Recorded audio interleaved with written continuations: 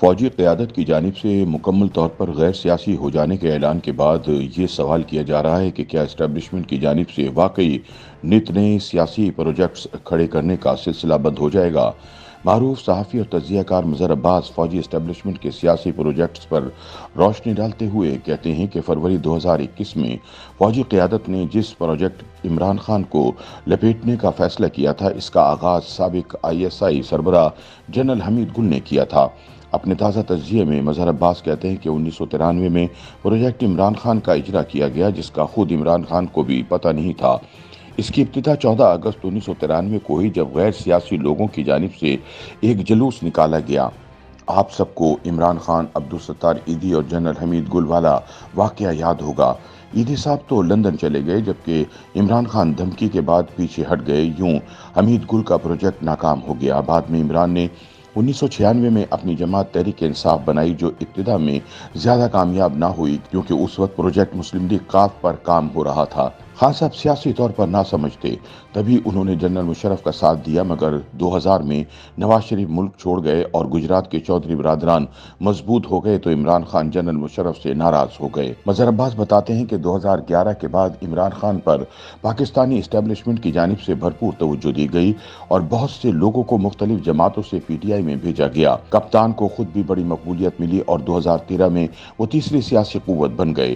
آگے کی کہانی کچھ تو مونس الہی نے سنا دی اور باقی چودھری پرویز الہی یا پرانے PTI کے لوگوں سے پوچھ لیں۔ پاکستان کی سیاست میں کئی تجربات ہوئے اور نئے نئے پروجیکٹ لائے گئے۔ مختلف سیاسی جماعتیں اور گروپس بنانے کا اصل مقصد تقسیم در تقسیم پیدا کرنا تھا، اور یوں ملک کی سیاست بے معنی اور جمہوریت کمزور ہوتی چلی گئی۔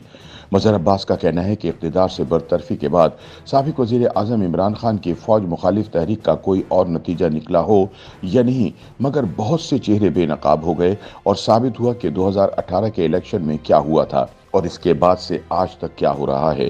کچھ ایسی ہی شرمناک کہانیاں 1990 کے الیکشن کے بعد بھی کھلی تھیں، جب مہران بینک سکینڈل سامنے آیا تھا اور پتہ چلا تھا کہ کس طرح ISI نے بے نظیر بھٹو کی پیپلز پارٹی کو شکست دینے کے لیے اسلامی جمہوری اتحاد سے منسلک سیاستدانوں اور صحافیوں میں رقوم تقسیم کی اور الیکشن نتائج پر اثر انداز ہونے کی کوشش کی گئی۔ مظہر عباس کہتے ہیں کہ ویسے غور کریں تو اندازہ لگانا مشکل نہ ہوگا کہ یہاں ایک جماعت کو نیچا دکھانے کے لیے دوسری جماعت کو کھڑا کیا جاتا ہے۔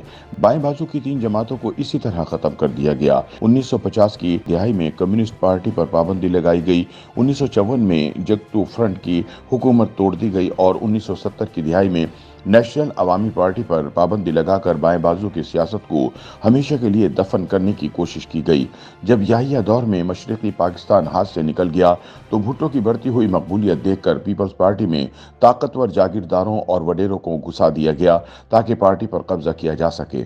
مظہر عباس کہتے ہیں کہ اس کے بعد 1977 کا الیکشن آیا تو فوج نے پروجیکٹ PNA لانچ کر دیا، جسے پاکستان نیشنل الائنس یا قومی اتحاد بھی کہا جاتا ہے۔ پھر ضیاء نے مارشاء اللہ لگا کر بھٹو کو پھانسی دے دی۔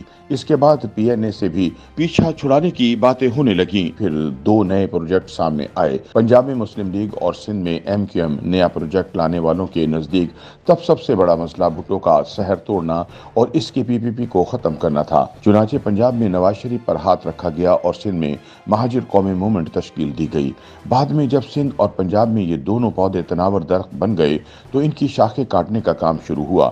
سندھ میں MQM کے کئی دھڑے بنائے گئے اور پنجاب میں مسلم لیگ نون کو توڑنے کا عمل شروع ہوا۔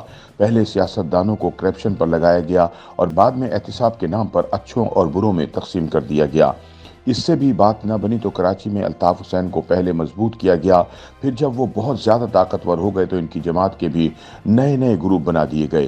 پروجیکٹ الطاف کے بارے میں اطلاع ہے کہ اب اسے مکمل بند کر دیا گیا ہے۔